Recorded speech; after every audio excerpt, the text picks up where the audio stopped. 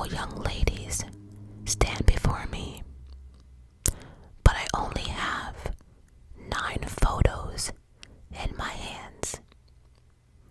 And these 9 photos represents the 9 of you that will continue on the journey towards becoming America's next top model. Y'all remember that? Followed by, when it was down to the last 2, whoever's name I do not call must immediately go back to the house, pack your belongings, and leave. Girl, bye.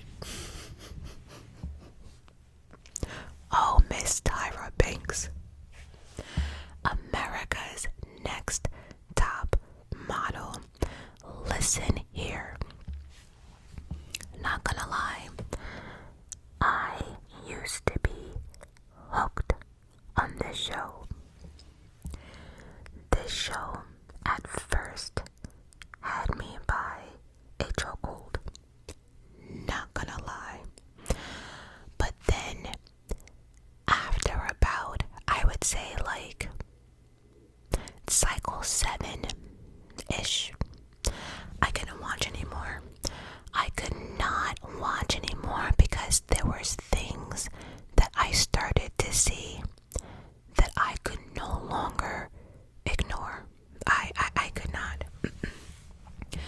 But America's Next Top Model was the first modeling competition reality show that was aired. It was different. And Tyra had us. Oh, she had us. She absolutely had us. And she knew exactly what to do for the views. Some of the things that I found, I'm even shocked about. But many of you are going to walk away from this video just shaking your head. I will briefly be talking about Tyra Banks herself and the show, and then we're going to talk about the series' worst moments, including times where they were racially insensitive, times when the contestants themselves were traumatized, took advantage of. We're also going to be talking about how this show did absolutely nothing for many of the contestants or the models who won. Now, some did go on to model a little bit, but many did their own thing. And not because of the show, it's because they had to, because again, this show did nothing for them. But many did go on to movies and televisions, and they're doing very well in that category. So as always, well, not as always, but moving forward, I will be putting timestamps down below in the comments so you can come back, pick and choose what you want to listen to. So let's just get to. So America's Next Top Model was a popular reality series and modeling competition created by Tyra Banks. The show premiered on May 20th, 2003 and ran for 24 seasons / cycles, with its final season airing in April 10th, 2018. The series was highly successful, becoming one of the longest running reality TV show in the US. The show aired semi-annually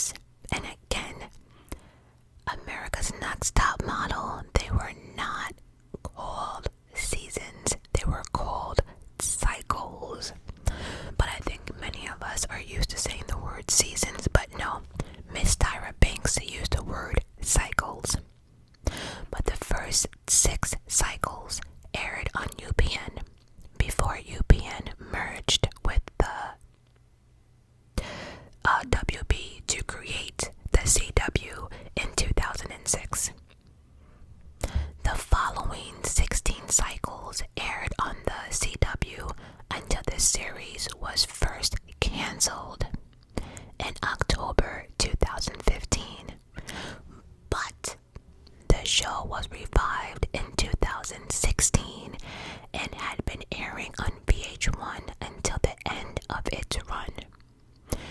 There is a total of 315 episodes in total.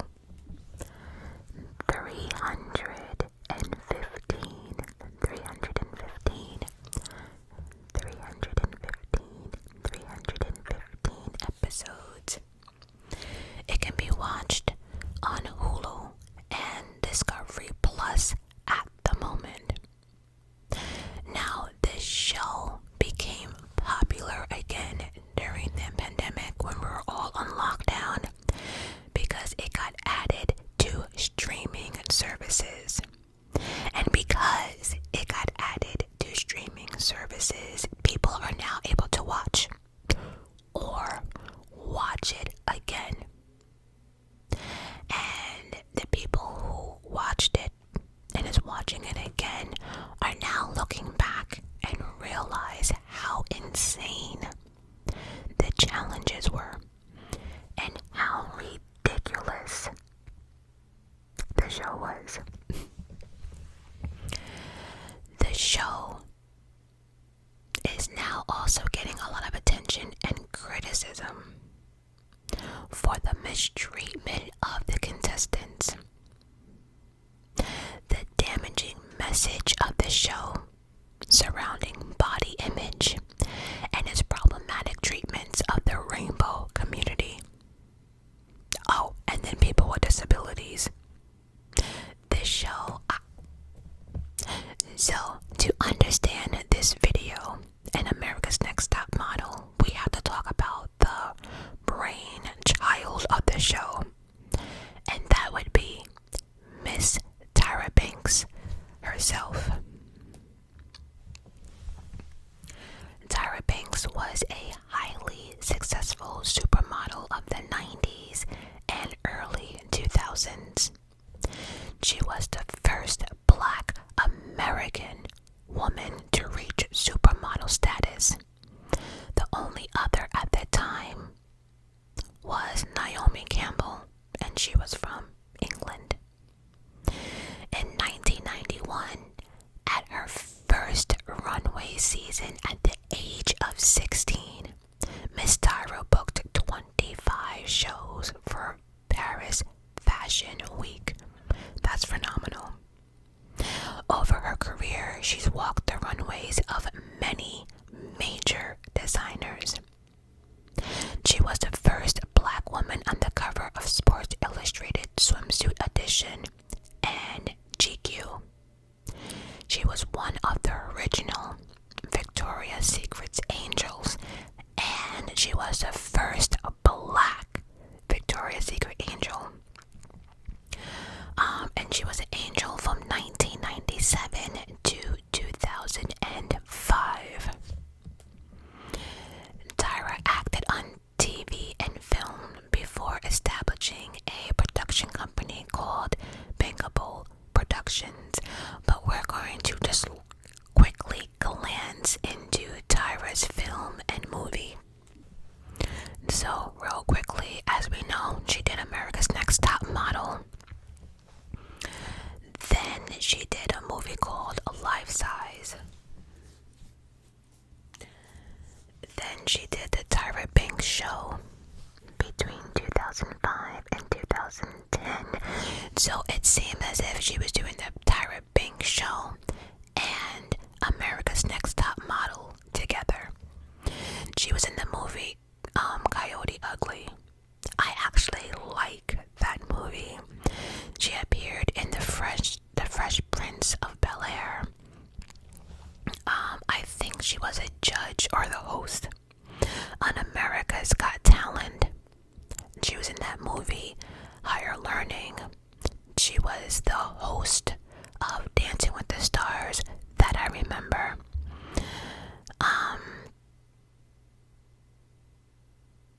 Is this a movie? I guess. Anyway, she played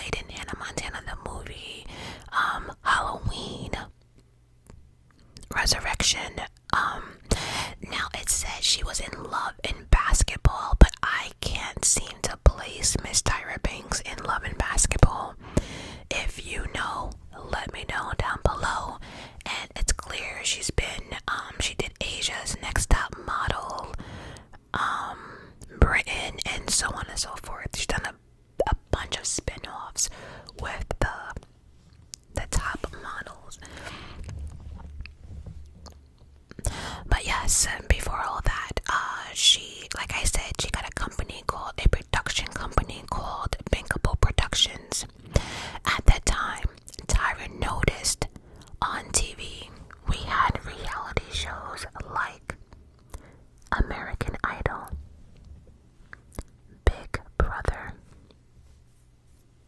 Survivor, but Tyra noticed there was no reality competition about models.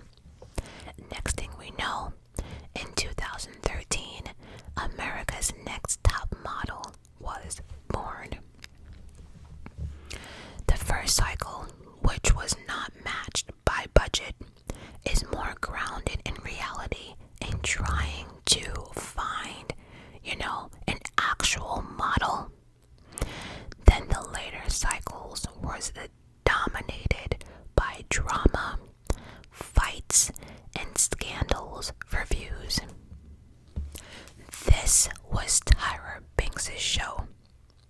She is the real person responsible for everything that happened and everything we watched aired.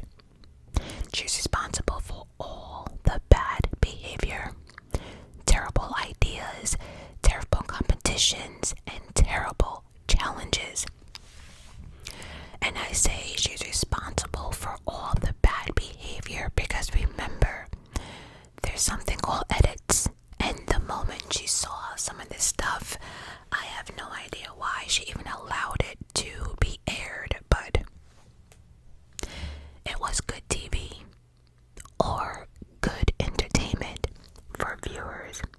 But then you began to wonder, at what cost? The things that some of these young ladies went through is absolutely ridiculous. And I'm gonna be honest, that ish could not happen now. Oh, the stuff that was aired back then on this show can never air now. If it aired now, Tyra, her family, her kids, and the whole modeling industry would be canceled. I promise you. This stuff could not happen now. And I think the most disappointing part of all of this is knowing that Miss Tyra, was in the modeling industry herself, and some of the things she had these girls doing, it was like, why? And throughout this video, you're gonna hear me say, why, Tyra? Why? You are. This show went through a lot of changes to try to shake things up a little. There was a petite cycle, a college cycle, a British invasion cycle. There was also 3 boys versus girl cycles. There was also a cycle hosted by Rita Ora that we're not going to talk about. We're not going to talk about that one. I don't know why they had Miss Rita up there for what. Anyway, and then there was also an all-star cycle. And then they tried to modernize the show. But that, to modernize, it just didn't work out because they tried to introduce social media voting, but they quickly got away with that. The show's ratings steadily declined, and in 2018, after 24 cycles, the show came to an end. The show's format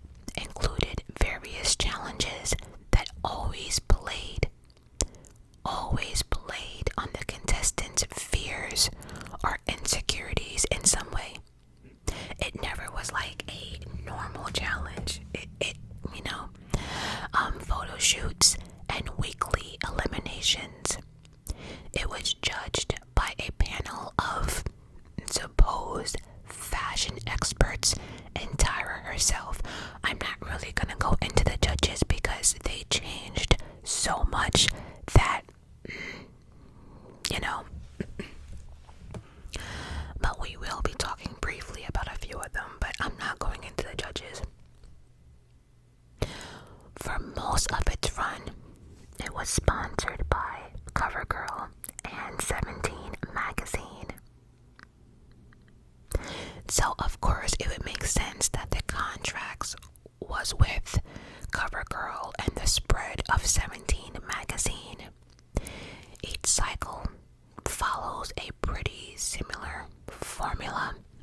First episode is casting, in which a group of around 24 hopeful models are cut in half to form the final group of contestants. They do interviews with Tyra and some of the judges.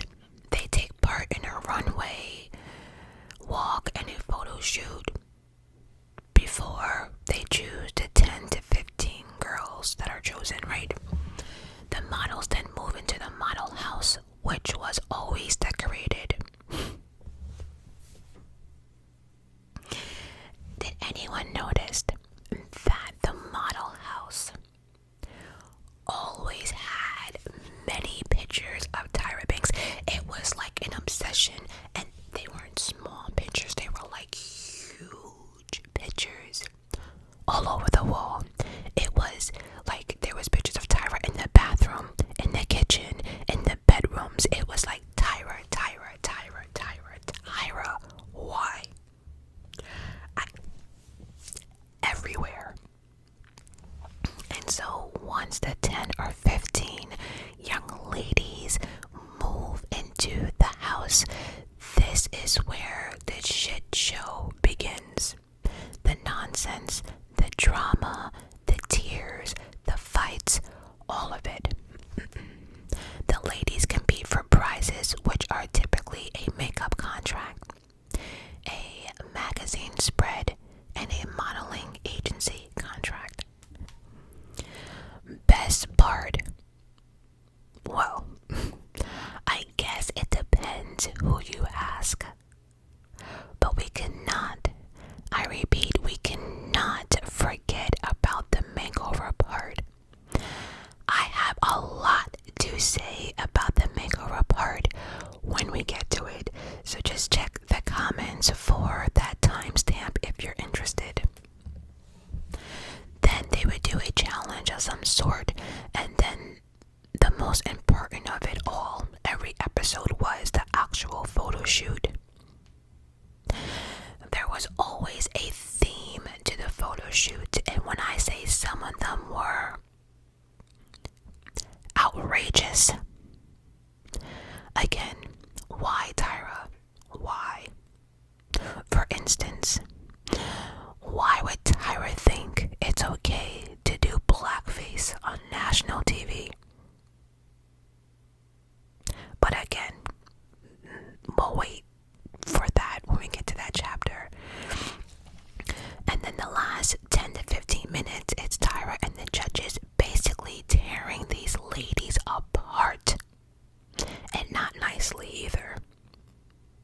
With one of them going home in tears after hearing her iconic phrase while holding those photos. When there are 5 or 6 ladies left, they usually go abroad somewhere and have a challenge. Those challenges would actually be really interesting because they would go to a different country abroad somewhere and can't speak, the language, and they have to get to certain places by asking for help, or, those were interesting, right? Sorry, it's 75 degrees in New York, and New Yorkers don't know what to do with themselves. So they were all out on their motorcycle, barbecuing. I'm seeing people in tank tops and shorts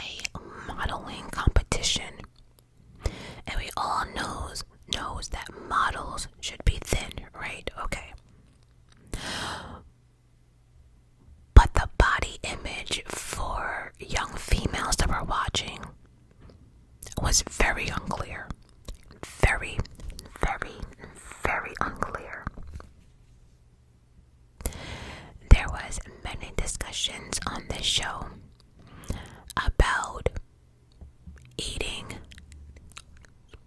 or ED. And Tyra on camera would show concern, but then would do absolutely nothing about it. And that used to bother me, right? Because we have to remember that these young ladies on TV were young. They were between 18 to 35, but most of them were like 18, 19, and in their early 20s. So if you're thinking that some of your model contestants is harming themselves, having to go to the bathroom every time they eat and stuff like that, I'm very confused on why we never really had lessons in ED, teaching the viewers and contestants about it, the symptoms, the danger, where they can get help, like things like that. We never got that. We got the, Tyra acting concerned on camera, but it's been said by many contestants, once the camera went off, so did Tyra. She would leave, she wouldn't talk to nobody, she wouldn't look at anybody, she wouldn't be concerned, only for the camera.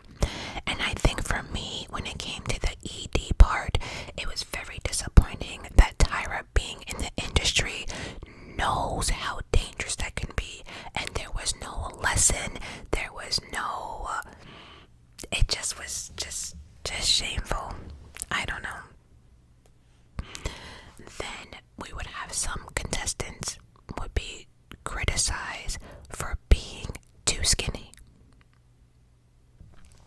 stating that it was giving off a bad body image to young girls. But then on the next cycle, we would have someone skinnier or have the same exact body type as the one in the previous cycle, but then the judges and Tyra would say absolutely nothing to them. And it used to bother me when she would say, oh my god, you look too skinny, and it's coming off as unhealthy. But when you chose these girls, when they came to the competition in the beginning, if you thought they looked unhealthy, why did you pick them? It's stuff like that that is just like, and like I mentioned, the show claimed they wanted to change the beauty standards, right? But then when someone plus size would come on, they would be repeatedly reminded that someone plus size cannot be on a cover, a winner, a model, anything. The judges would tear them apart. And then it also showed us that designers did not know how to dress plus size clothing or people. It just was disappointing because the designers would boldly come out and say, you know how long it took me to find some size 6 and 8s and blah blah blah, and no one has time for this, and designers don't have time to make bigger clothes. And it's like, a size 6 is not big, a size 8 is not big, like what? And then Tyra would say, again, she wants to change beauty standards, but yet would never allow someone to be their natural self or to wear their natural hair as it was. So again, what were you trying to change, Miss Tyra? I don't know. Very, very confusing. But that concludes this chapter about the show and Miss Tyra Banks. Was there racism? You guys can let me know down below how you feel about this chapter. It can go either way, but on more than one occasion, the models were asked to wear makeup and costumes that were supposed to make them look like a different ethnicity. Why? Give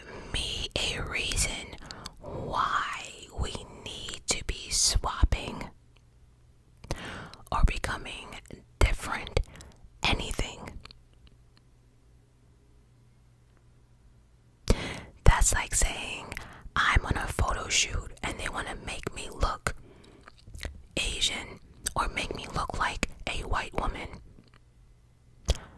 I don't get it. And she did this on more than one occasion, the switching races or ethnicity. Because in my mind, it's like if whoever's doing the cover, if you want a white woman on the cover, I don't know, get a white model. Why does a black girl have to act like I'm white? Or why does the white girl have to act like they're Asian or something? Why? If you want an Asian descent on a cover or on a photo shoot, I don't know, get someone who's Asian. I could not understand this. And if you want an Indian on the cover, you get an Indian descent. Again, why were we doing this?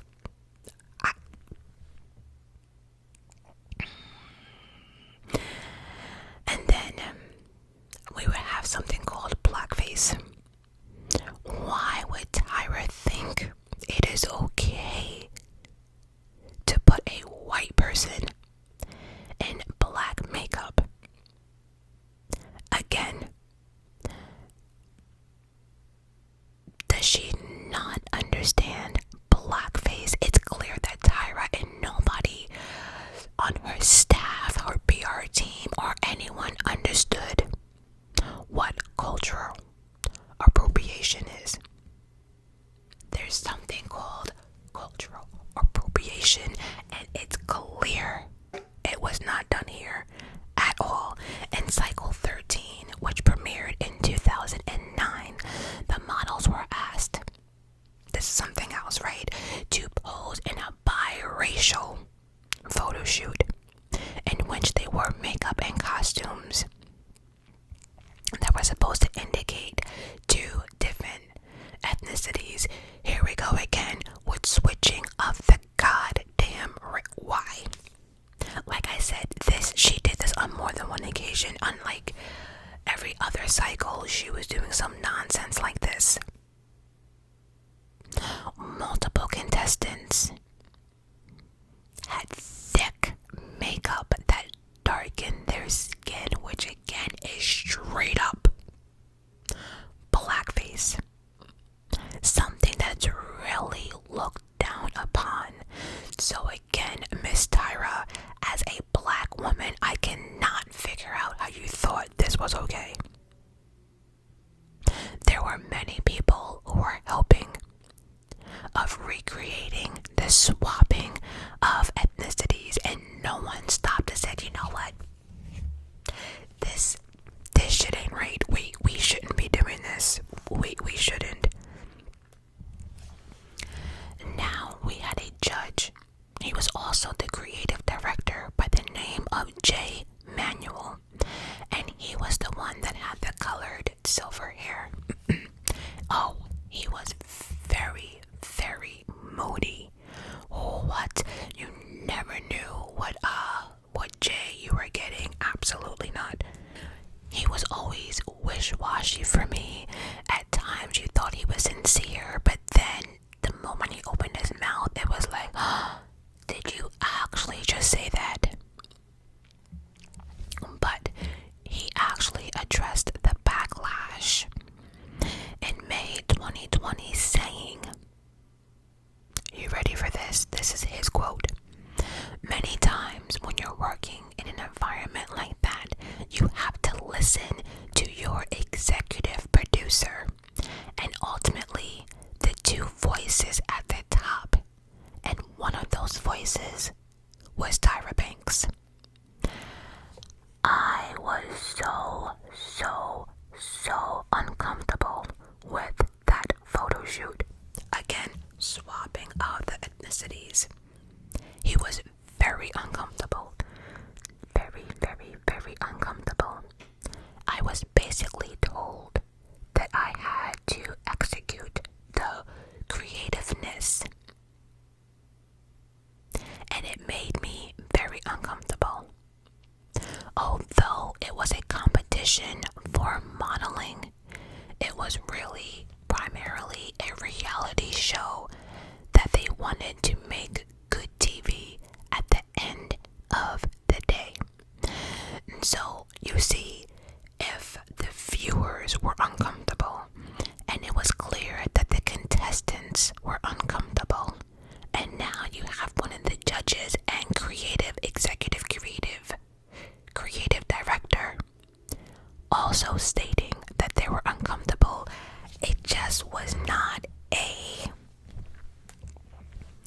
And it also goes to show you that a lot of times people have a bunch of yes men on set, because this just goes to show you that many people go against their beliefs or what they know is right just for that paycheck, or they don't want to be canceled or blackballed in the industry. So people go along with, I don't know.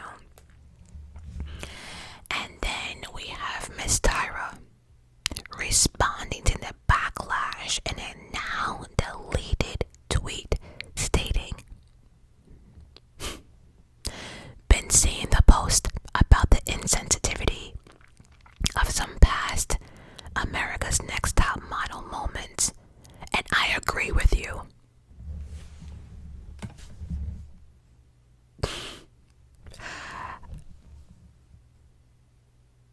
So you're telling me all those years that you were filming, you did not know they were insensitive?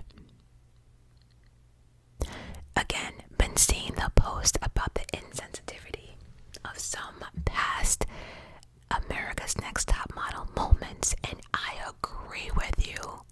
Looking back, those were some really off choices. Appreciate your honest feedback and sending so much love and virtual hugs. Remember, this was during the pandemic. Does anyone realize that in that her quote or her tweet, she did not apologize for anything? She's saying that she's been seeing the posts. She's been seeing how people have been coming for her. She's been seeing that people are saying that the contestants were mistreated, the challenges were horrible, this, and that. And she's like, yeah, I agree with you. Sending you virtual hugs.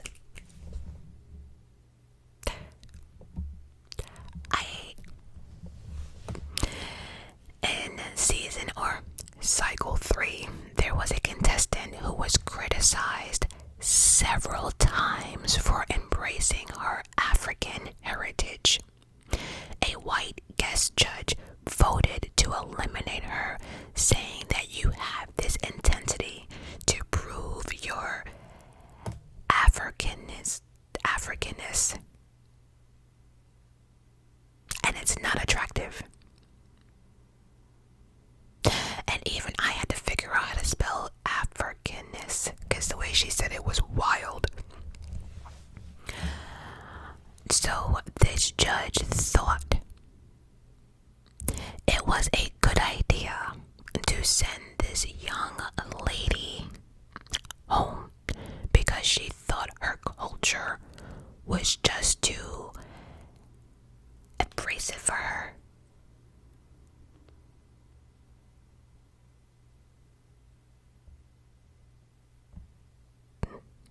What does that have to do with modeling?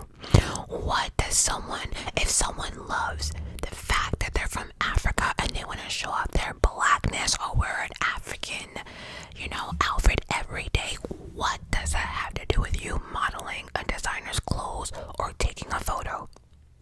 This show, it was not about modeling.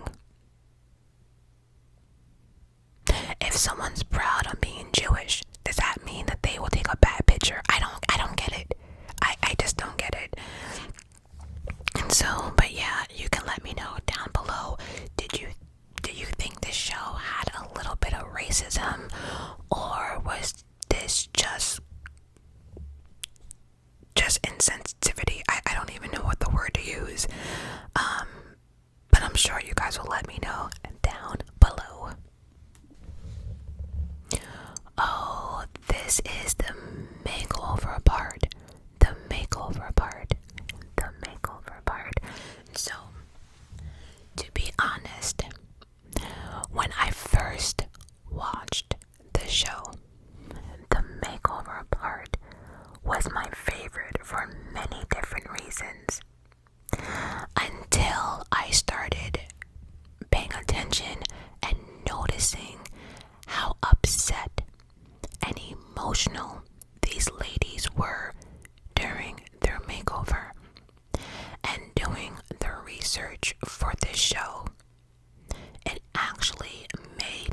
angry all over again.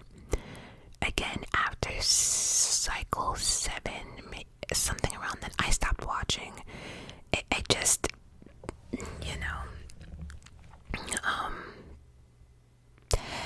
and what bothered me the most, especially this week, was the fact that Tyra Banks herself was a model and is very, very familiar with wigs, weaves, perms, braiding, coloring, bleaching, cutting, all of it, right? You are in the beauty industry.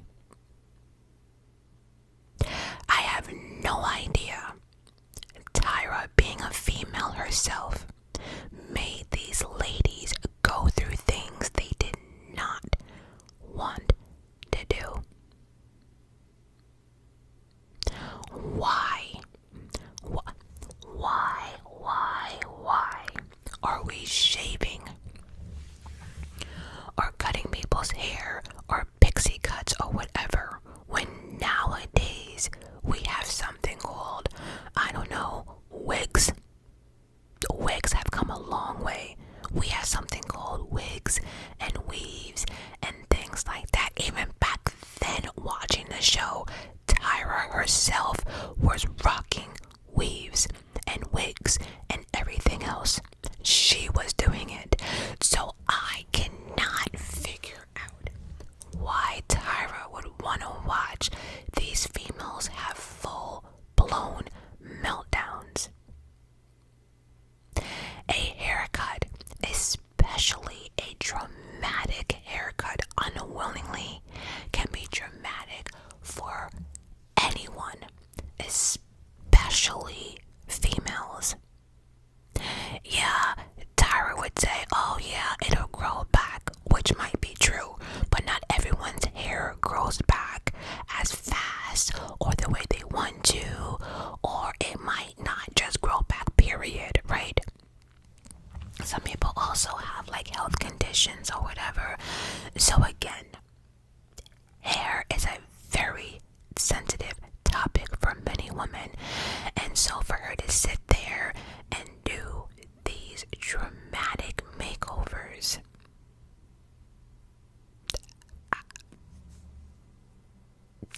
I remember some of these girls would have full blown emotional meltdowns, and they had every right to do so, in my opinion.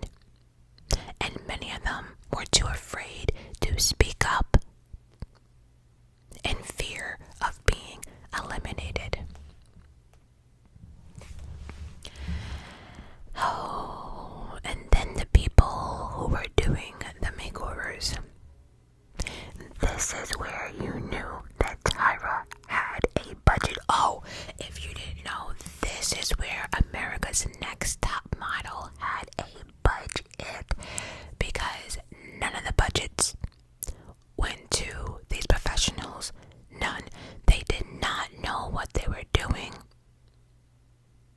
They should have known better, and they should have been fired on most cases the moment that Tyra reviewed the tapes and watched it back.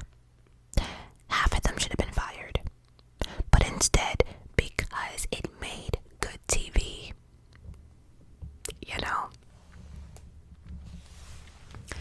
sometimes they went way too far, and half of the makeovers didn't make sense, and half of the makeovers did not make the ladies more attractive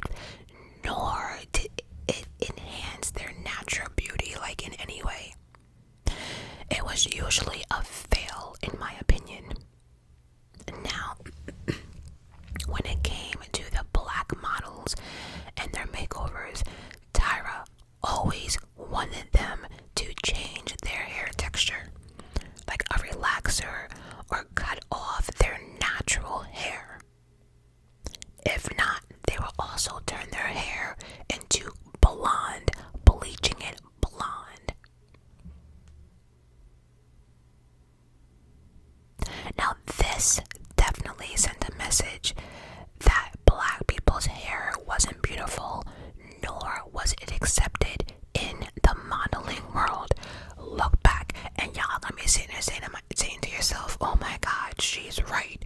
Yeah, all of the black contestants either had to relax their hair or cut it off, or like blonde. The blonde didn't come too tough, but yeah, look at the black contestants with their hair and tell me if I'm wrong.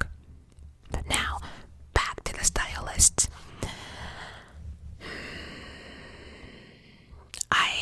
I don't want to sit here and talk bad about the stylists, but I am, because they sucked. They absolutely sucked.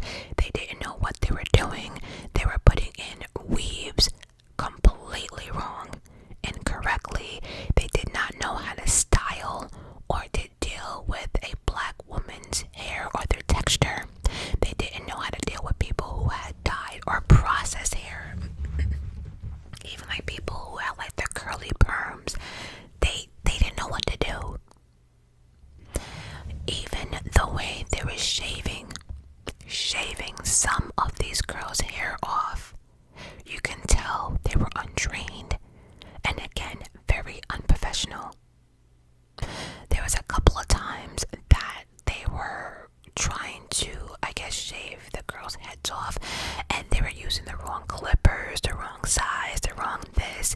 It just, and then the comments, they would always do like a hood comment, like, oh, should I, carve a letter in the side of your head?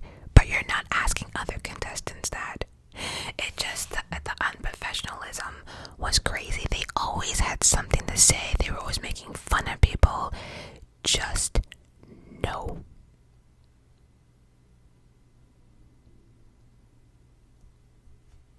And you know what's so funny?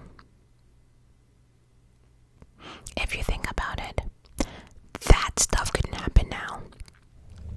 You can't be out here using the wrong clippers, using the wrong this, the wrong that. You can't be out here making like black jokes, asking like the black people, should I carve a name in your head or a letter, or because nowadays you'll get slapped for crap like that. Let you cut a girl's hair off, a female's hair off without their permission, or let's just say someone asked for a trim and you full blown cut. A bitch will get slapped for that nowadays. So yes, ma'ams, play with your life if you want to. Now, this pissed me off even more because it has been revealed that Tyra would have to send the black models to certified hairdressers off camera to fix the incorrectly and unprofessionalism that was done on camera by the stylist she chose. So Tyra would take it upon herself to fix the problem. My thing is this, why don't you just have stylists and professionals on the show that can do it right from the beginning, instead of us watching people have full-blown meltdowns on national TV? That's just crazy. And then this bothered me as well. Tyra being black, this bothered me because black contestants were constantly criticized for their skin because the show did not have makeup artists that catered to their skin type or complexion. So a lot of the models, like during the photo shoot, because like their foundation did not match their skin or their neck, the judges would go in, make fun of them, laugh at them, and it's like, how dare you, because these are the makeup artists that you, Tyra, that you hired. How are you black and don't have makeup artists to deal with black people's complexion? Let me tell you something real quickly. One of the, I don't do makeup too often, right? I don't. What you see is what you get, right? But the couple of times that I actually did do makeup, one of was from my sister's wedding. And I will never forget that after she did my makeup, I looked like I belonged in a coffin. Now, I'm a black woman, right? I know I'm light, I'm still black, right? It was like she used foundation for a white person's complexion on me. Again, I looked like I belonged in a coffin. And this was in Vegas, right? And this just reminded me that it's like designers, right? They still haven't got like plus size clothes correctly. They still putting us in like, stripes and polka dots and shit in every dull color possible, right? It's like they haven't got, like, it's 2025. When our fashion designers gonna realize that not everyone's a size 6 or 8, right? But the same thing with makeup. You would think by now that many makeup artists should understand everyone's skin complexion, not just one. But it bothered me on this show, because I do remember that they would always get made fun of, always. And it's just like, but Tyra, your makeup artist did this. I didn't do this to myself. Your peoples did this. And remember, if any of these girls ever spoke out, like, let's just say the makeup artist is doing their makeup, right? If they spoke out during elimination, they were, looked upon as being difficult or not listening or this or that. And it's just like, no, the makeup sucks, but they couldn't say that. But then the judges could say that. Crazy. I also have here too, for the record, the judges would be very unprofessional, and you can tell that a lot of comments were just for television purposes, right? Especially, I had the biggest problem with Janice Dickinson. Oh, I'm not gonna use the word hate, but I strongly dislike her. I never liked her. She was like the first model on Earth like 5,000 years ago. And some of the stuff that came out of Janice's mouth, that Tyra did not jump in or jumped on her throat or actually tried to fight her on national TV, was amazing for me. I can't wrap my brain around it at all. Now, the most painful makeover in America's Next Top Model history, and in my opinion, came in cycle 8, which premiered in 2007. This white contestant, and I said white for a minute, but this white contestant was given a brown weave, and it took them 8 hours to install, and it was extremely painful. Now, I mentioned the contestant's race because many people from the white community, they're not used to weaves and braids and this and that, right? They are not. And if, they're not used to having a lot of tension on their scalp, right? I'm trying to choose my words correctly here. And so they're not used to tension on their scalp. So this was dramatic. This poor girl was in so much pain. Let me tell you something. It was before the pandemic that I know. I went on vacation and I got braids for the first time. Okay. Was it? Yeah, I got braids one time, and then I just got like a weave in the second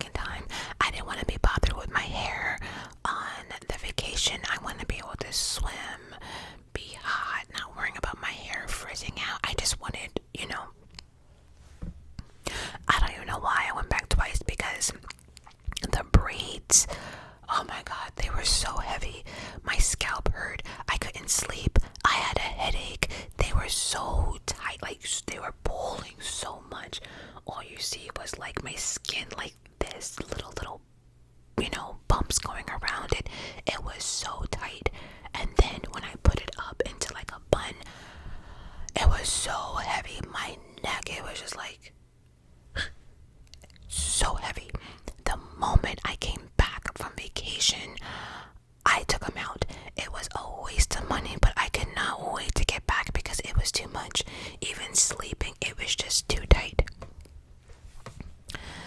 Then those were braids, right? And I had added hair.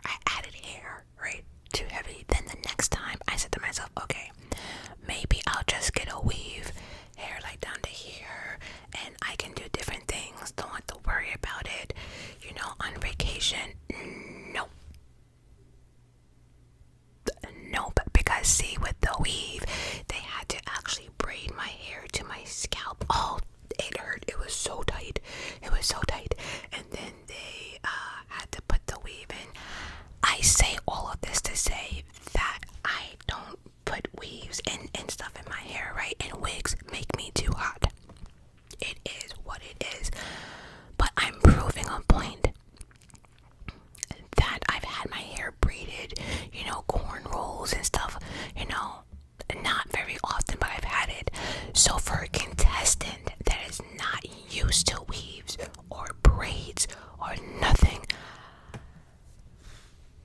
I felt for her. Oh, I felt for her. I did. She was in so much pain. And to make it worse, it took them 8 hours. 8 hours she was in pain. They're not used to all that pulling and oh my God. And then after she was done, after she sat there for 8 hours in pain, the judges had the audacity to turn around and tell her that they will be taking it out and they will be cutting her hair short. The judges thought that the weave did nothing for her, making her look plain and boring.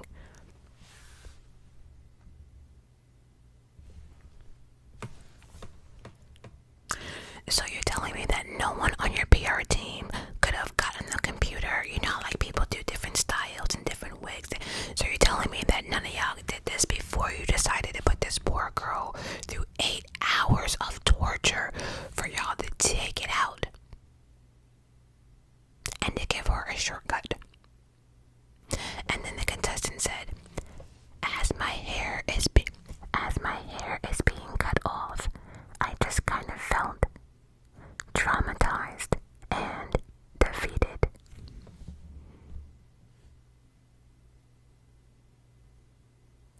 There are just so many incidents where contestants express their concerns about their makeovers and then they are guilted by the judges to give in, or again, they give in fear of going home.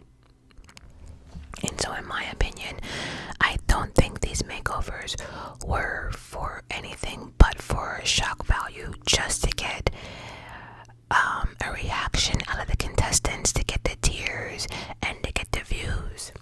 I mean, And the worst part about it, I think, is once these girls got like this transformation and these makeovers, right? They were never taught how to upkeep their hair. So like by the next week, their hair will look like trash, dried. I just, so how are you gonna give girls new cuts and not tell them how to upkeep it? The girls who got weaves, it was too tight. Some of them were getting severe migraines. They couldn't think. They couldn't sleep. Scalps.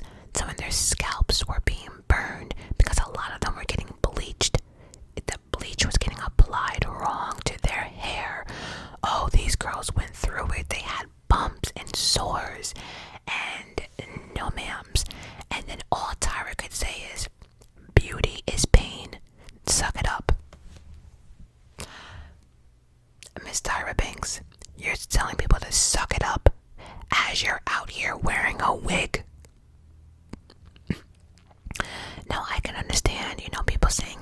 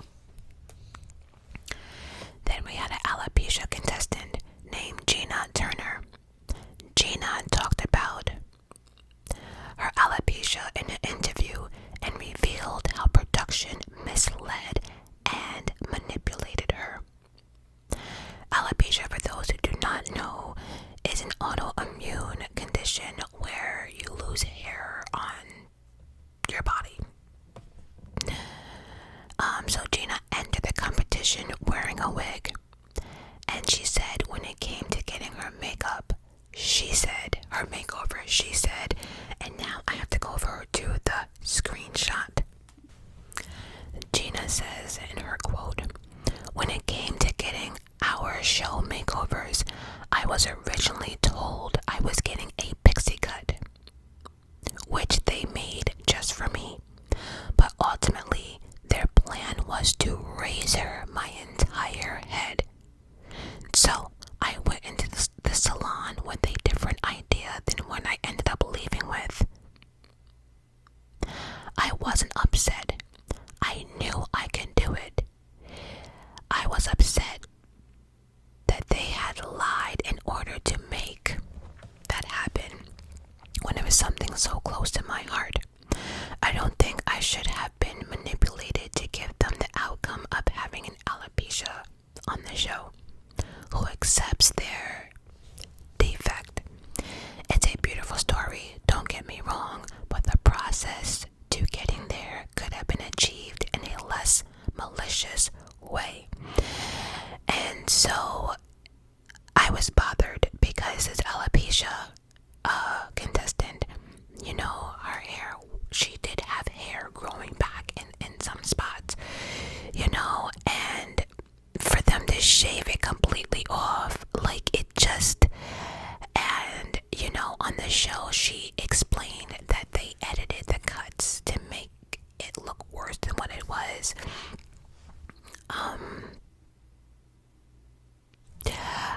I don't know, to have someone with alopecia shave off their heads, knowing how hard it is for them to grow their, it's just, I don't know. And then you lied to her, but then you wanted to get that initial reaction, that it just really sad. But then Gina also spoke about how she had appeared in Playboy magazine prior to getting on the show, and she said that Tyra just completely shamed her and humiliated her for that. She says that Tyra crossed her arms. So as Gina is telling her, yeah, I used to work in Playboy, I used to pose for Playboy magazine or whatever, Tyra crossed her arms and looked at her and said, I don't like that you sound like a fucking prostitute. The audacity. And turns and looks this way. Oh, so then she says that you sound like a fucking prostitute. And then turned her head like she was in school, like, you know, you're being scolded by the teacher who's disgusted, you know. And then she would not make eye contact with her the entire time.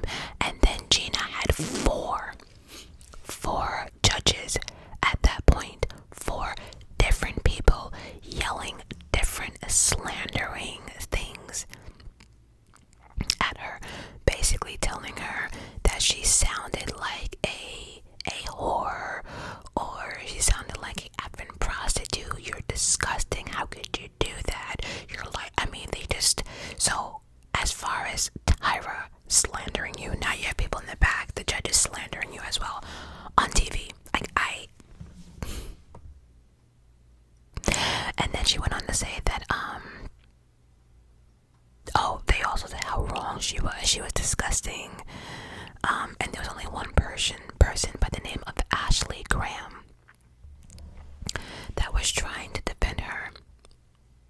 Then after Tyra let the judges slander her and humiliate her and damn near make her cry, Tyra turns around, uncrosses her arms and says, now, tell me about your alopecia. And that's where she says we see her crying. So, they were slandering her, so she cried off that, but they took that crying scene and put it with the alopecia scene when she was getting her hair cut off completely. So the manipulation with the editing, and when people who were in the competition realized that, wait a minute, I didn't cry because of that. I cried 5 weeks ago. Why are they putting my crying television, editing, TV, the beauty of it, alright? So yeah, that's messed up, but that kind of concludes the makeover segment. If there's anything else you would like to say about the makeovers, please feel free to comment that down below. So this chapter is called Challenges and Insensitive Moments that we all question. So, in dangerous conditions. A photo shoot in Cycle 7, which featured a model posing in extremely cold water, actually leading to one of the models developing hypothermia. So they were doing this photo challenge in, I think it was a pool or something, but really, really, really cold water. Now here's the thing, why did the water have to be really, really, really, really cold? Why couldn't they find a heated pool to get this shot? Why did it have to be that cold? And throughout all cycles, anytime the contestants talk out about anything, or to the judges or to Tyra, they get scolded and usually get sent home, right? But this one situation, it was so bad that it led one of the models to develop hypothermia.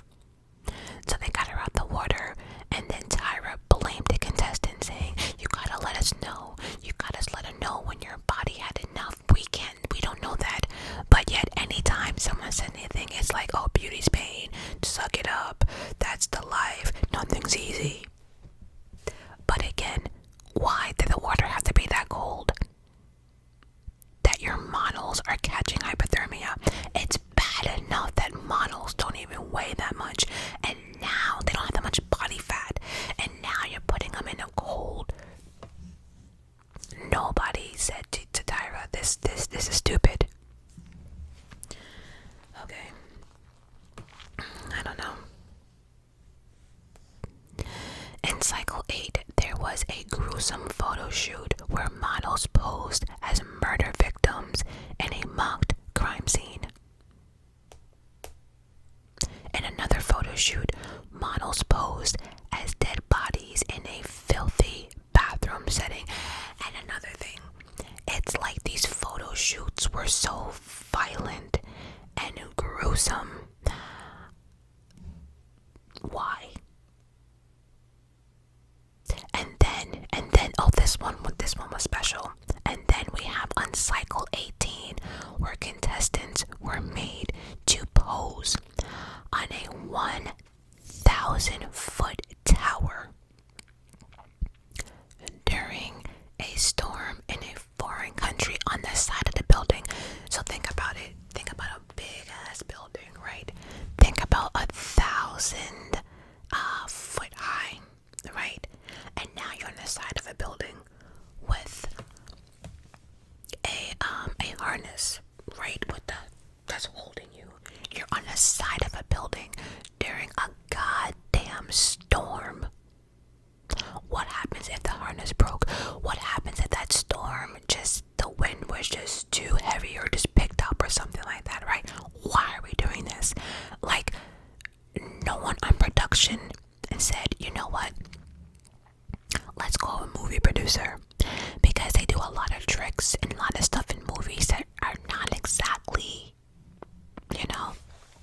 but no, she actually had these females on a side of a goddamn building 1,000 feet high, walking down the side of a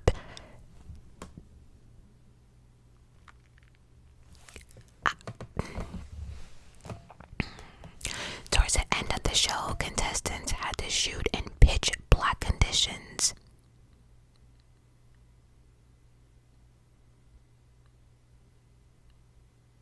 Why? It's bad enough that many of us can't even walk when there's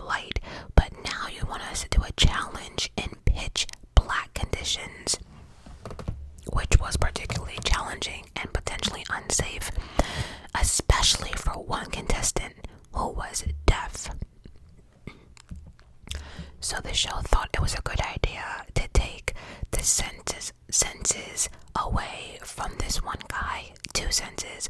So he already lost his hearing sense.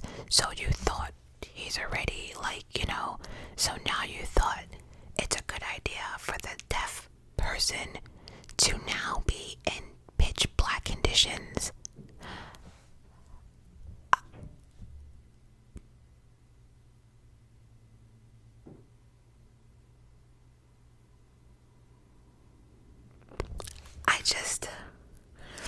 I don't know. First of all, me walking in pitch dark will make me have anxiety, period. So could you imagine, though, that you can't even hear? I can't. And then we had a photo shoot.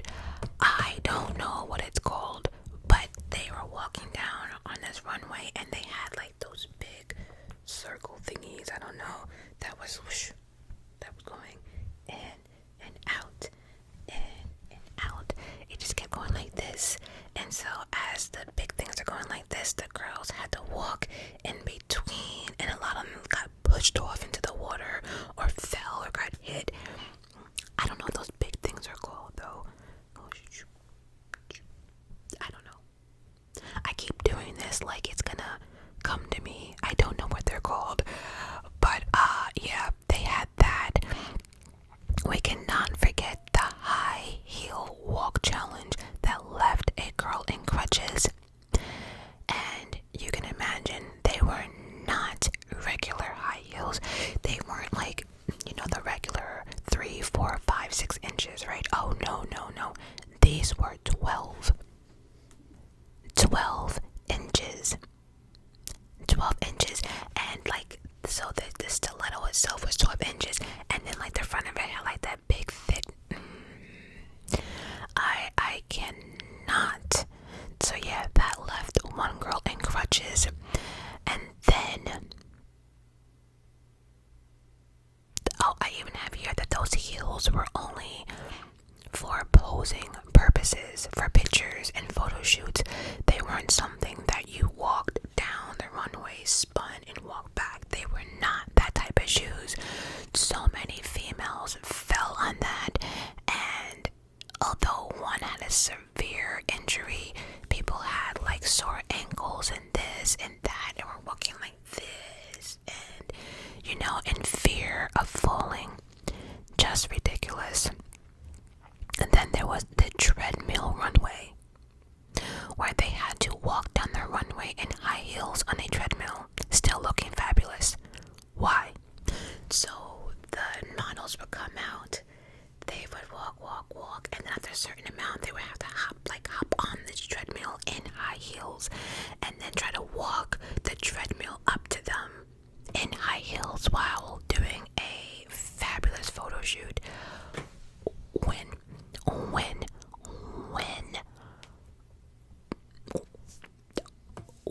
would we need to wear high heels on a treadmill? I just don't get it. And then there was a time that they posed in a landfill. So you see, they would encourage these situations and have these models partake in scenes that would literally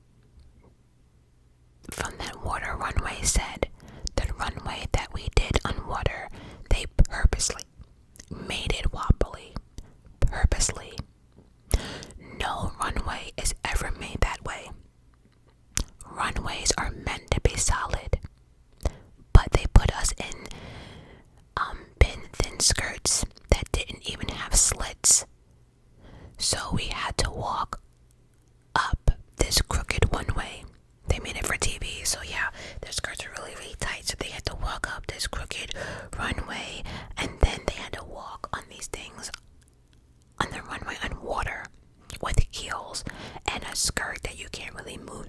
It was just a mess. Some fell into the water. It just, and so when you think about it, I've never seen Heidi on a runway that's wobbly or movable. I have never seen a Victoria's Secret model walk on any runway that's not safe. I have never seen it. So when we're out here doing 12-inch heels and treadmill photo shoots and the treadmill is on high, why?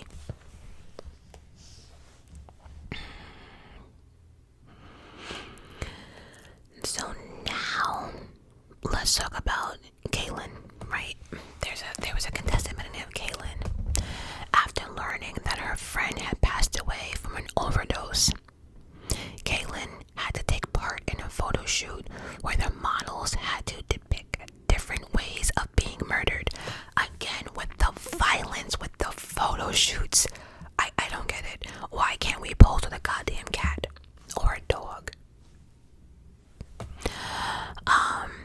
So they had to pick different ways of being murdered, from strangulation to having organs forcibly removed. Yeah, forcibly removed. Kaylin struggled to get through the photo shoot and was even criticized for allowing her emotions to overwhelm her to the point where she couldn't get a good photo shoot. She broke down the moment that she saw the cemetery and the judges didn't care.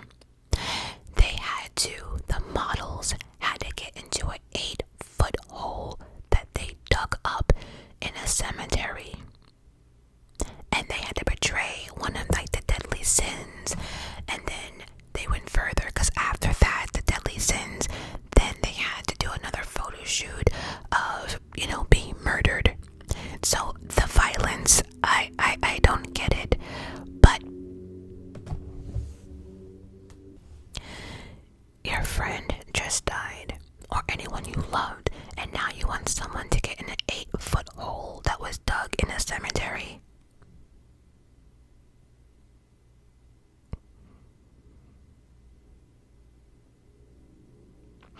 That entire photo shoot has been called offensive and said it glamorizes violence against women, and that's what I'm saying. Like, your organs forcibly being removed. It's just like, Tyra, why? Now here's the thing. I understand, like, in the real world, there are times that you might have to work, or there's times you find out something right before you have to hit the stage. I understand that people do have to do things and perform under distress, but it's the way they went about things, and it's the way they spoke to the girls. Like, get over it. Oh, death is part of life. Yeah, but does that mean someone can't be sad? Like, I don't get it. Again, I think it's the way they went about it, because it's always the delivery that makes a difference.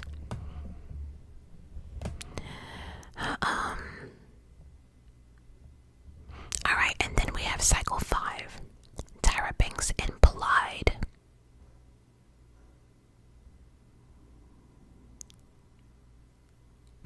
Oh, okay. I only wrote little notes on this, but I remember what I wanted to say.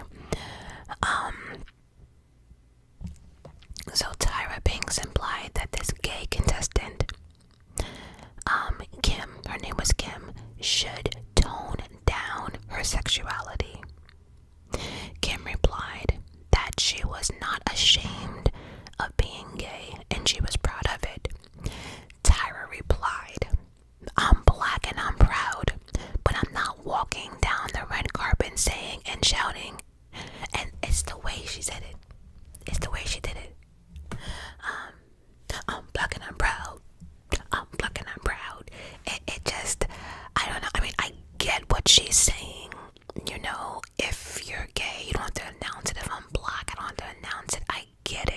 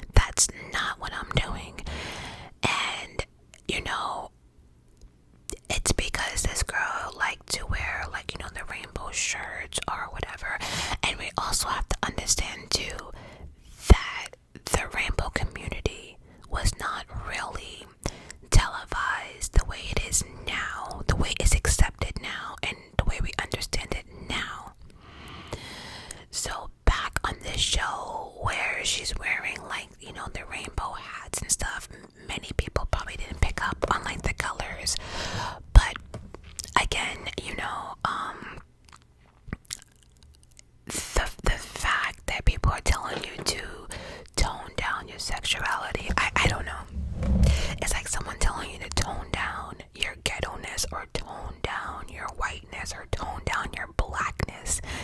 It's just weird. I don't know.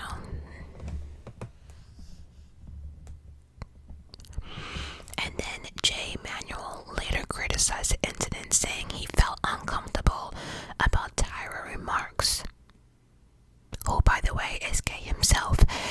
Yeah, I see what she was trying to say as far as her saying, oh yeah, I'm black and I'm proud, but I'm not going down the red carpet saying, hey, I'm black, I'm proud, or with like a sign. I get it, but I don't know why I feel as if race and sexuality is really not the same thing. I don't know. Maybe it is. I don't know. What do y'all think? Let me know down below. Alright, and then we have some more moments from Cycle 6.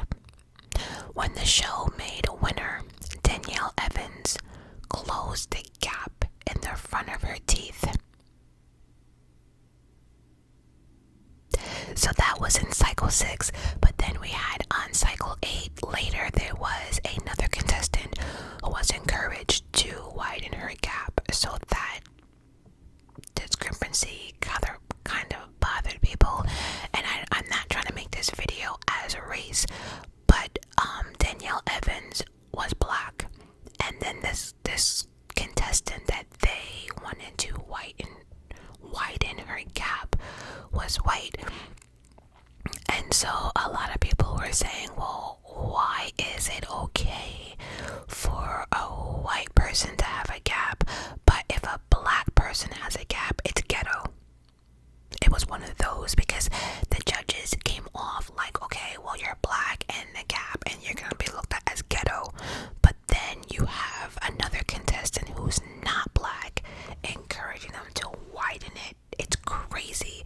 So again, this show gave a lot of people different, like, anyway, when Danielle went to see the dentist, she refused to have her gap closed. So the judges said to her, do you really think you can have a cover girl contract with a gap in your mouth? Then Tyra goes on to say that she's not marketable with the gap, and it's just the way the panel just went at her. And then Danielle was also criticized about her southern accent, the way she spoke. It was like they were just completely picking on her. And again, a runway and photos, who cares about your accent? If you have to learn how to talk, you get a coach to learn how to do interviews. But damn, and sometimes too with these competitions, I think like the panel and Tyra forgets that these are not models, they're learning.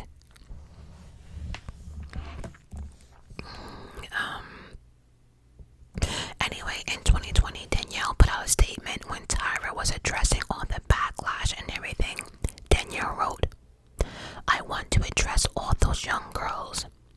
I'm going to take this time to build up and speak to all my young queens who saw that episode and were truly affected by Tyra's words. It does not matter if you have a gap, stacked teeth, straight teeth. It does not matter. It does not matter if you're black, brown, white, or indifferent. What makes you beautiful is in here, meaning within.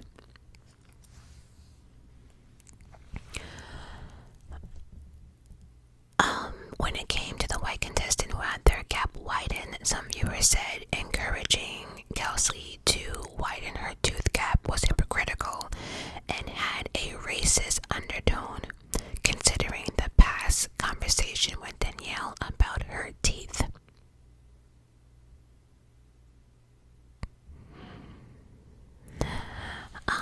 Then we have a contestant by the name of Isis King, was the first person to identify as transgender to appear on America's Next Top Model, and it definitely was not easy for her. During the first episode,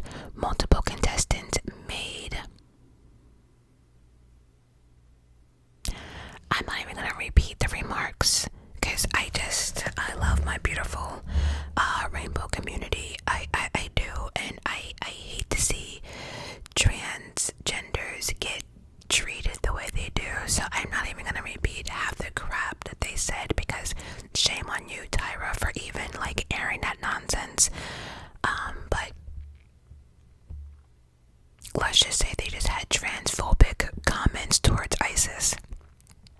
A few of the contestants made comments about the size of her breasts. And I guess there was a rumor on the show that she might be transgender, and so they kind of like cornered her and had this conversation. And again, not everyone, let me just say that not everyone, but most, asking if she was all female or just partially.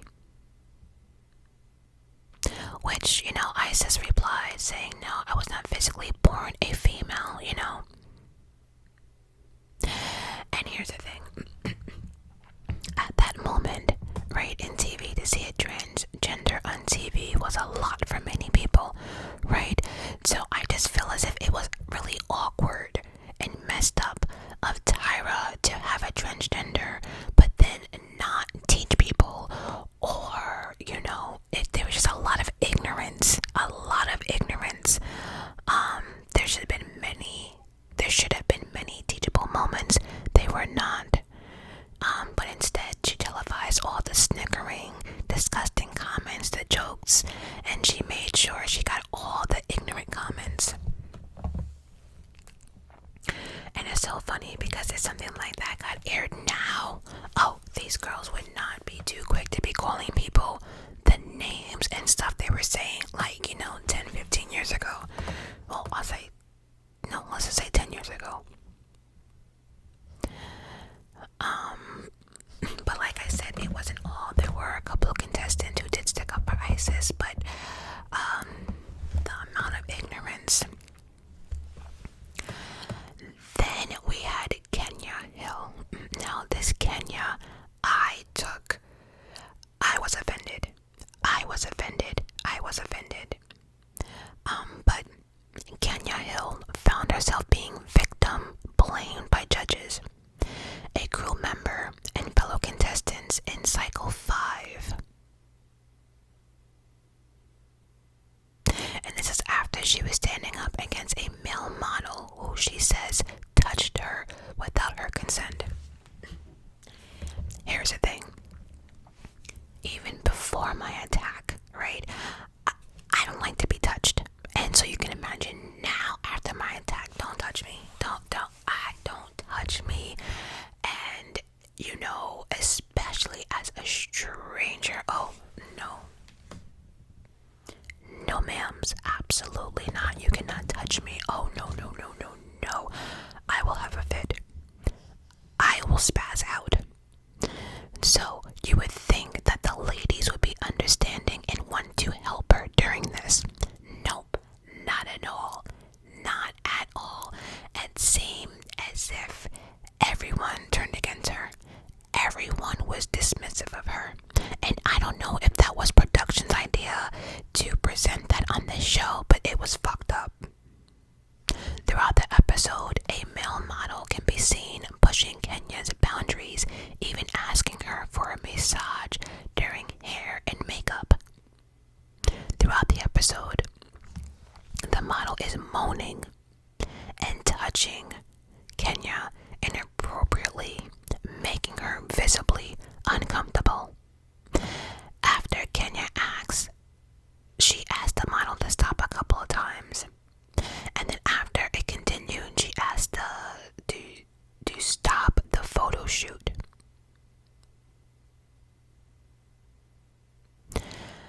When she explained what happened, they completely dismissed her feelings, telling her to just go with the flow.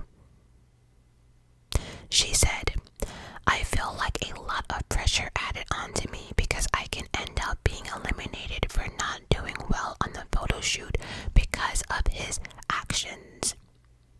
And then fellow contestants called her out, basically saying it's unfair to blame someone else outside for her having a bad photo.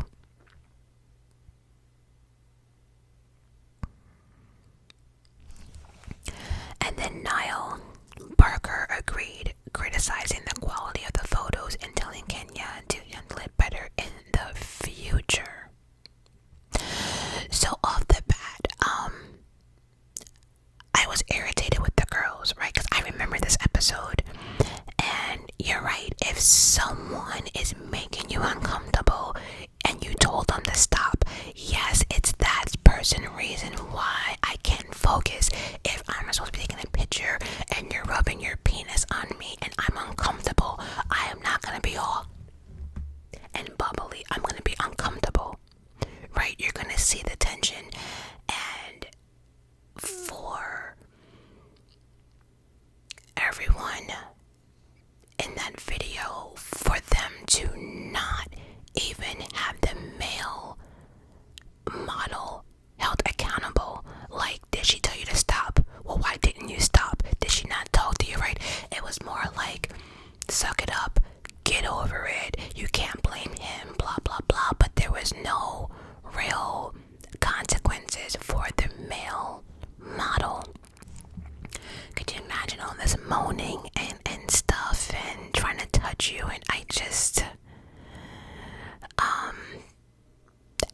and so with that episode, right, it's for them to say to handle it better in the future. You are basically saying that it is okay to be violated on set or at work. You're saying that it will happen.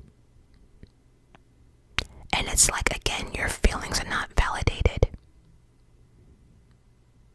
Nobody's feelings should ever be ignored. If you don't want to be touched, you don't want to be touched. If you're uncomfortable, you're uncomfortable. And see, stuff like this is a reason why people don't come out and tell them about their bad sexual experiences, right? Or anything S8 about it, right? Because people are like, oh, did it really happen? Suck it up. Oh, well, handle it better. What about the person that did it? What about them? Like, where is their, no one said anything to the male model, like, go home, you're not getting paid, why did you do this? It was like, do better. Oh, well, don't let him do that. It's just, I don't know, to go with the flow. So you're telling someone to go with the flow while they're uncomfortable. Okay. And then we had Lauren London Levi, and she goes by London. She appeared on cycle 12. It was London's weight gain that grabbed most of the attention from the judges, despite recovering from an eating disorder. The 18-year-old was criticized for gaining weight while on the show and staying in the house. Creative director Manuel called her weight gain a shocking development, and surprisingly, London was eliminated that episode. So, they knew about her eating disorder from before. I felt as if because of her nature and what she's gone through before, I have no idea why they could not have that conversation off camera. I, do humiliate her and to make her feel, and again, we're saying put it on weight. She is in a model. She's still skinny. Like, when I say put on weight, I mean she went from like a 2 to maybe a 3. Right? It's just crazy, but it's like no one's mental health was cared for at all. They could have dealt with that completely better. At the time, she told E! News that she was in the competition, that she was recovering from an eating disorder, so her health confidence was already kind of shaky because of her experience with her problem beforehand. And guess what? We have not seen London since she appeared on the show in 2009. She has dropped out of the public eye. So let's just hope that she's doing well and the show did not set her back in any way, and that she went on to live a peaceful life. In another cycle, there was a really inappropriate photo shoot involving a model by the name of Kayla. Kayla expressed her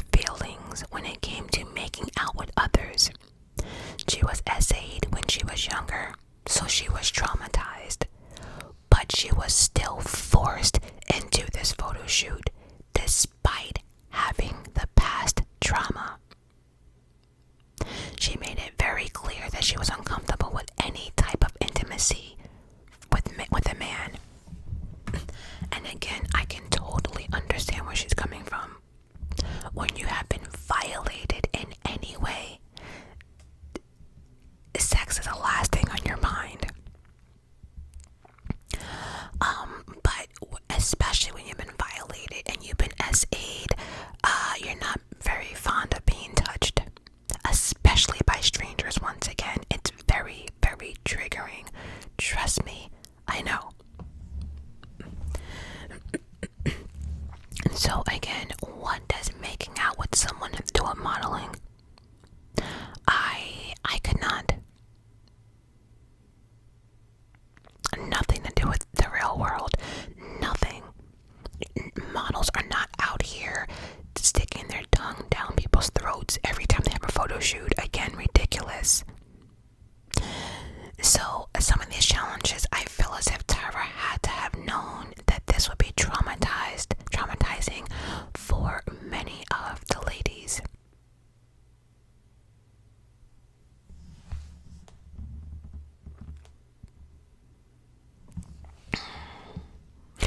And then you have people like Manuel saying something like, "You're saying to me right now, you're gonna throw away jobs if you gotta kiss a guy. You can't go the rest of your life like this. You really can't. You have to deal with it and get over it."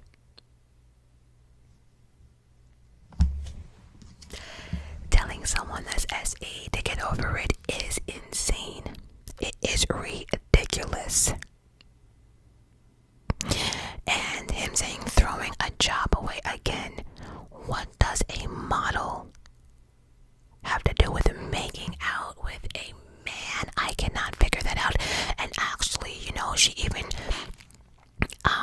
expressed that's why she became a lesbian. She does not want to be touched by a male. And here you are. Pushing people to their breaking point when they're mentally not ready. It's such a red flag in itself. I can't. Contestant mistreatment. What the contestants have revealed themselves. Number one, I just want to say that this first part I think is hilarious. When they would film a scene where Tyra would come out and greet them, or it would be a surprise, they would sometimes have to refilm. Do it again. If the response was not what they wanted, it had to be, "Oh my God, it's Tyra." It couldn't be, "Hey girl." No, they would have to refilm over and over until they got the reaction they wanted. Could you imagine Tyra coming in the door like 15 times? Like, damn it, girls, clap.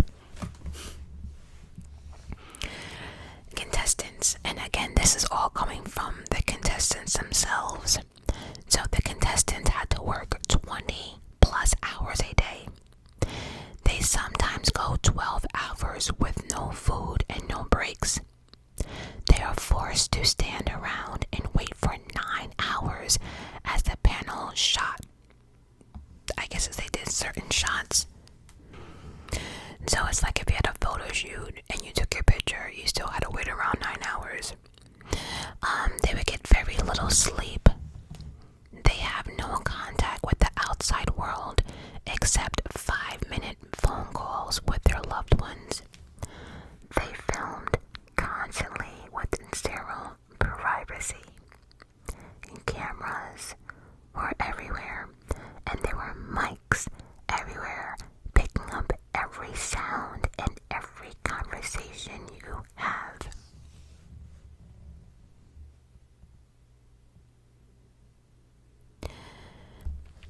You also have no say-so when the cameras are on.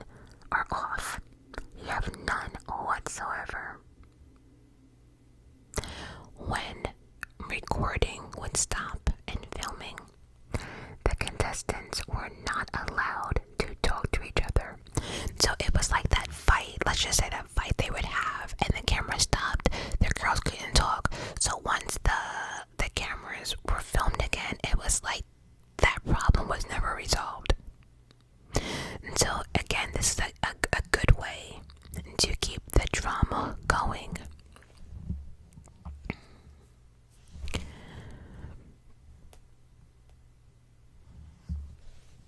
The girls would only get $40 a day. Some girls said 40, some said 45, but again, between 40 and 45 is still the same shit, right? But they would only get $40 a day, which is crazy because they also had to get groceries and toiletries from that. So you have to eat, and we're females, right? So you have to get tampons, pads, let's just say Tylenol, this, that, but $40 a day, that's insane.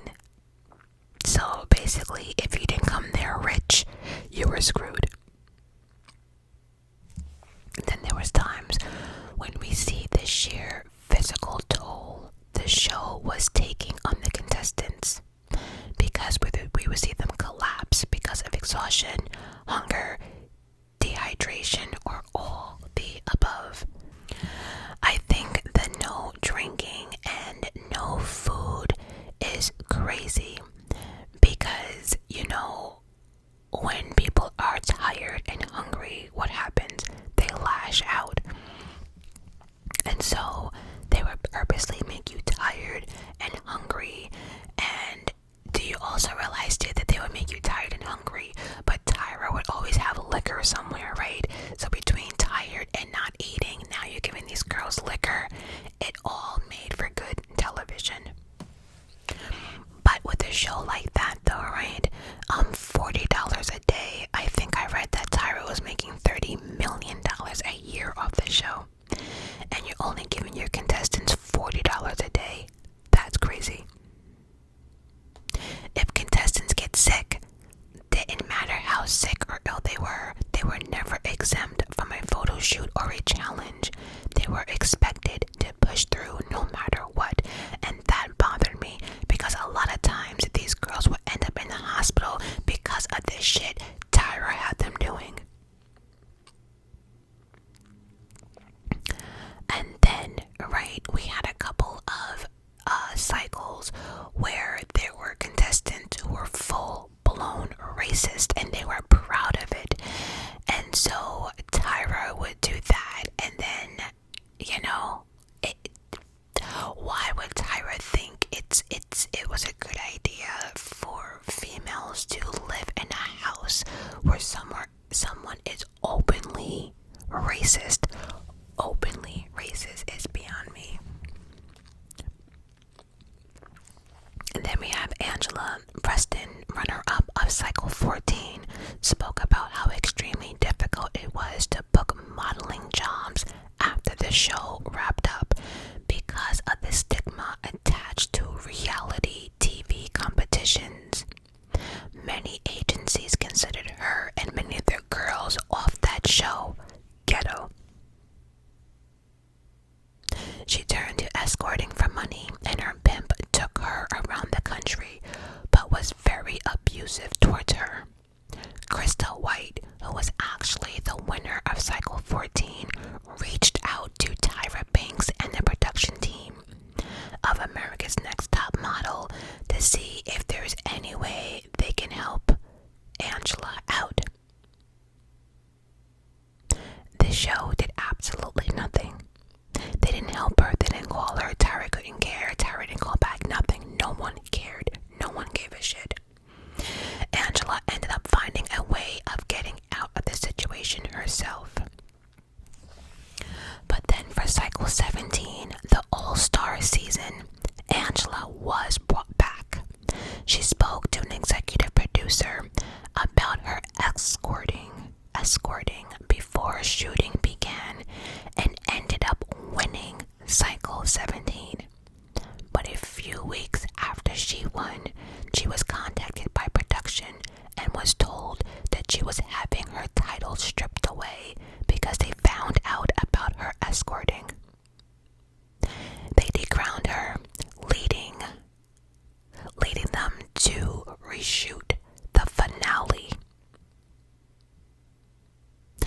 Teresa Demondo was then named the winner. And she said it made her feel really, really shameful because she only escorted for 3 weeks because she needed money, she had nowhere to go, so on and so forth. She ended up suing for the lost prize money and employment opportunities for $3 million, but dropped the lawsuit in 2018. The funny thing is, she thought that many people, the other contestants, would have her back, but it's rumored that the production team and Tyra got to the other girls. Whether it was for money or threats, we don't know, but she had nobody to help her, back her up, or anything. She said, I realized I wasn't going to win. I didn't get any money from it. The only good thing out that happened was that people knew I was actually the winner, but it did nothing else for her at all.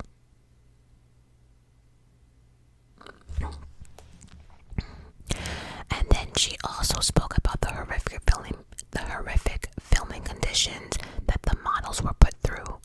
There were times that they didn't get fed at all. They had to film straight through 15 to 18 hours without eating, so many were starving on set. And like I mentioned before, being hungry, tired, played into anyone's mental health and attitude. They wanted to keep us irritated and angry.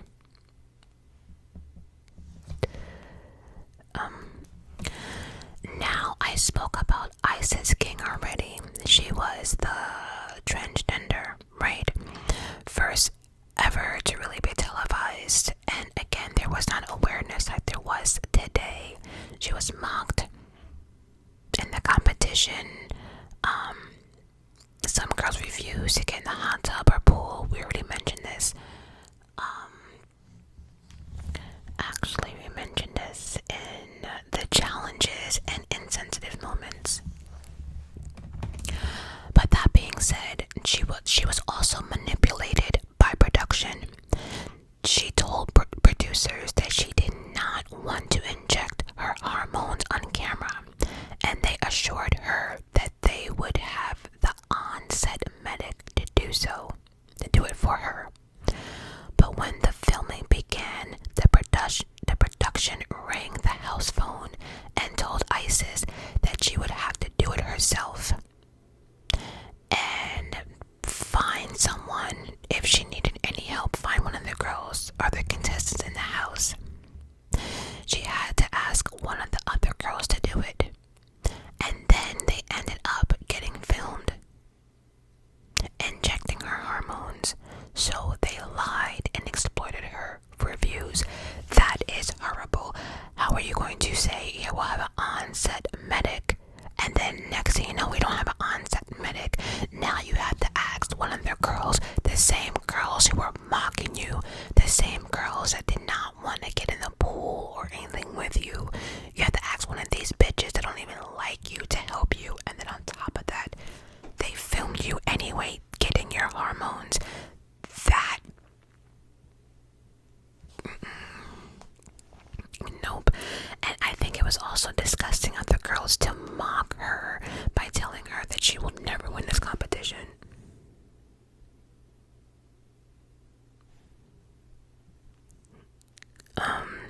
So yeah, that was horrible. And then we have the disabled contestants who were also mistreated, which was sad. Amanda in cycle 3 was legally blind. She had very bad vision during the day, but at night she was virtually blind. The other ladies accused her of exaggerating her condition for pity or for some type of advantage of some sort. They mocked her behind her back, made fun of her. And again, the fact that they thought it was okay to put on air of grown people making fun of someone who's legally blind is crazy.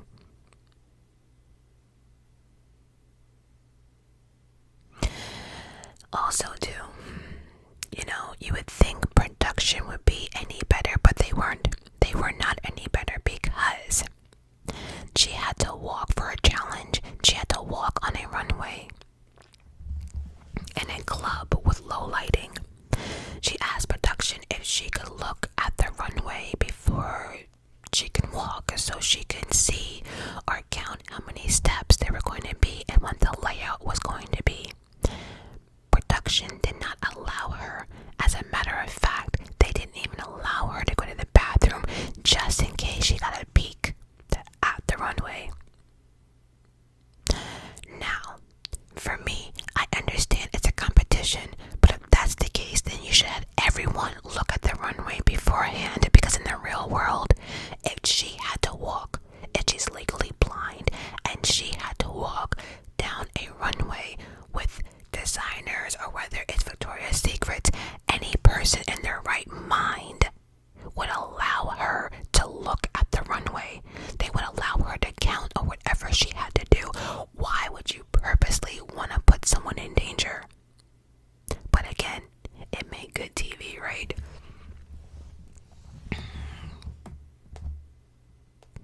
Then we had Heather in Cycle 9. Heather has ADHD and Asperger's. And that is a development disorder affecting ability to effectively socialize and communicate. It's a condition on the autism spectrum with generally higher functioning. So in other words, she was socially awkward. Asperger's, I looked into that, and there's different levels to this, but overall, she was just socially awkward, but she was very nice. I don't know. She's talked about it openly from her casting and throughout the competition. Many contestants were understanding, but then there were others who repeatedly called her weird and awkward, and again, they made fun of her. Some contestants did not like her because they thought she was getting a pity party because of her disability. I don't know. Then we had DeMarco of Cycle 22. Again, he was deaf. He talked about how isolating it was in the house, not having anyone to speak ASL within the competition, and that's sign language. If those who do not know, he had to rely on lip reading and typing into a phone to communicate, which is crazy, because if this house and the show wanted someone, right, that was deaf, the least you can do is have someone or one person to accommodate him, as in, whether it's sign language or help to communicate or something, right? You are trying to bring in new people, and and I like the fact that she was trying to pull in different people and different disabilities. But then people with disabilities, like, I understand that people say, okay, people with disabilities shouldn't be treated differently, and that as far as like communication and us liking one another, right? But it's clear that people with disabilities, they do,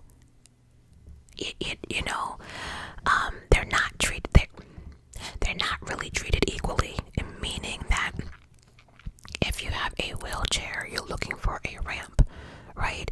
Is that saying they're getting special treatment? No. You get what I'm saying? So the fact that they did not have someone on set is crazy, because in the real world, if you're a model and you speak sign language, I'm pretty sure you're gonna have someone with you all the time that speaks sign language, because there's no way that you can read everyone's lips unless they're looking at you. So again, in the real world, he would have had help. So why no help here? Just making it more difficult for him.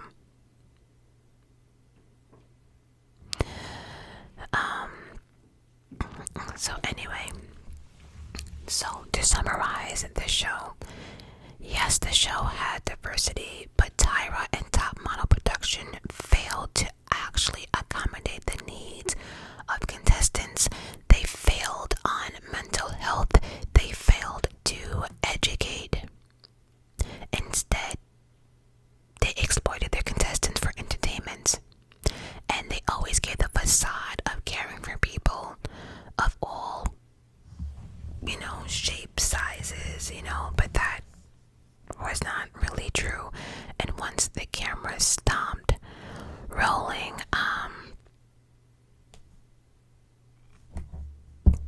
that was it. Tyra was out of here. And it's so funny because I think a lot of celebrities are like that. The moment cameras are off, they're out of here. They don't want to talk to you. They think this, they think that. But yeah.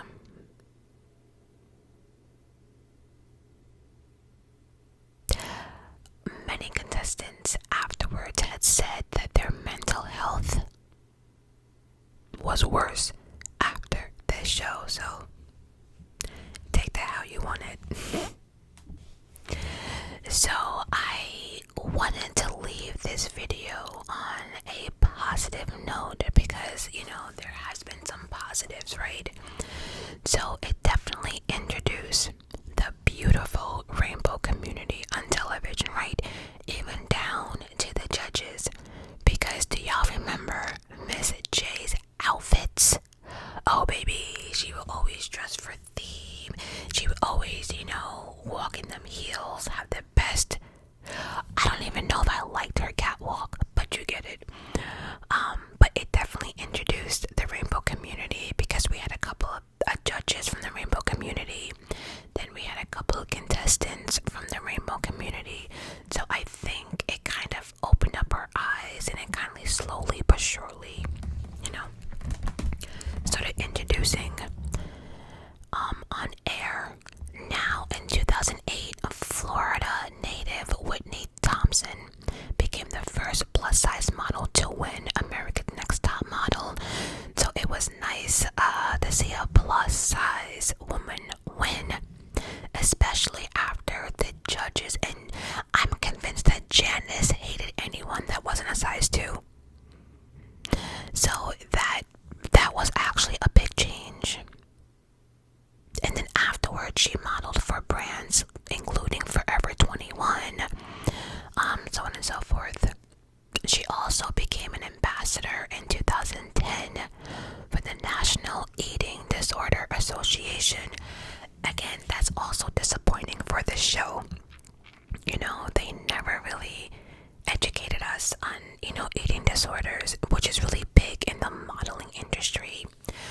But I'm glad that a winner went ahead and is sharing her knowledge to the modeling world.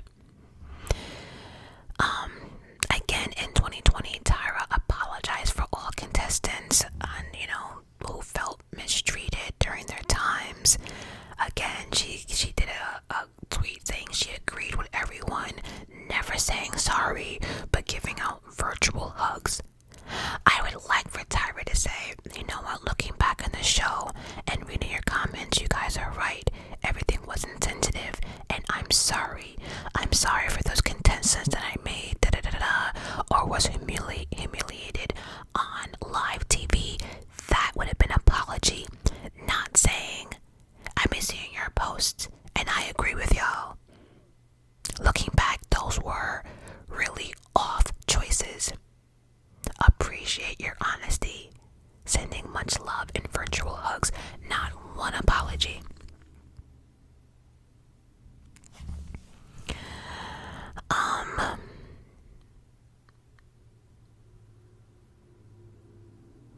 Now we have Winnie Harlow, right? She was a Canadian model and advocate for people with vitiligo.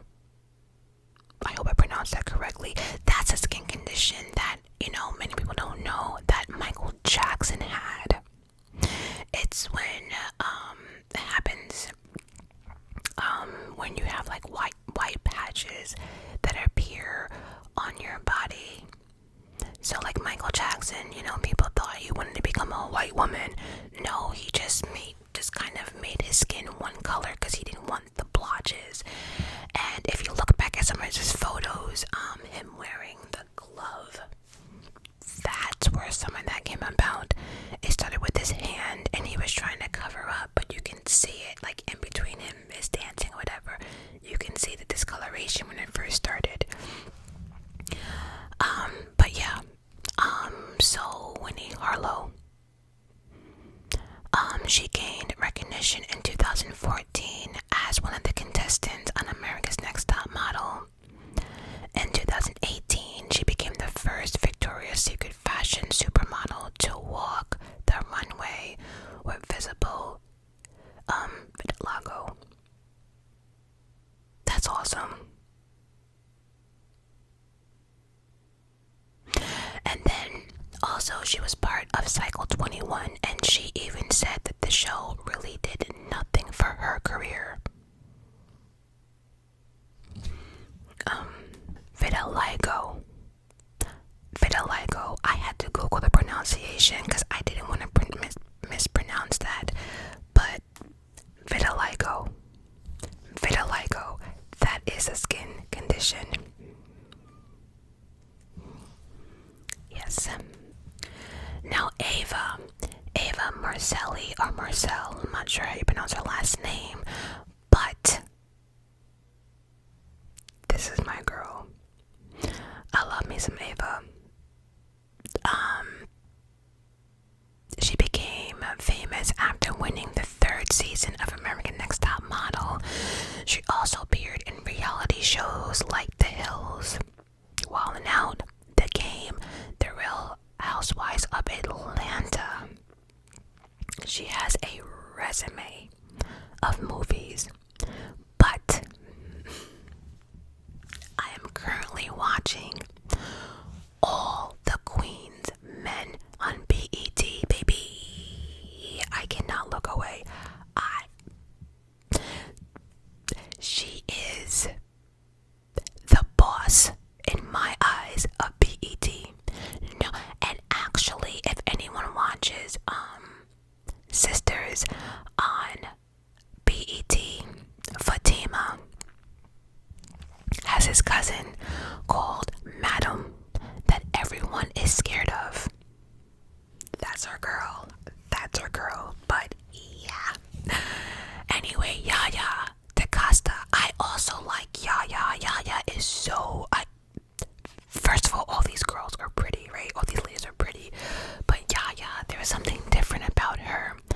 But she was a runner-up in Cycle 3. And I was mad that she did not win. But following her appearance, she landed modeling deals. She appeared in a few magazines and advertisements, including Tom's Ford Fall and Winter advertising campaign.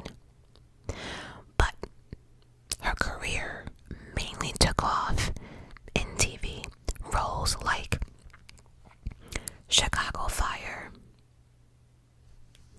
Well, here's the thing. Chicago Fire here and there, but she was mainly on Chicago Med. She's no longer on it now. I'm not sure what season she left, but she was in at least the first 5 seasons of Chicago Med. And then she was also in The Lincoln Lawyer. Now, she played the Whitney Houston in her biopic. Whoever did Whitney Houston's story needs to redo that shit, because she did a good job as far as like getting Whitney's, hand movement, gestures, face expressions, all that stuff. But whoever did Whitney Houston's biopic, it needs to be redone. Whoever did New Edition's biopic, they need to do them all. And they need to redo Aaliyah. Don't play with me. They need to redo Aaliyah, redo Whitney, and redo Lisa Lopez, Left Eye from TLC. No. Matter of fact,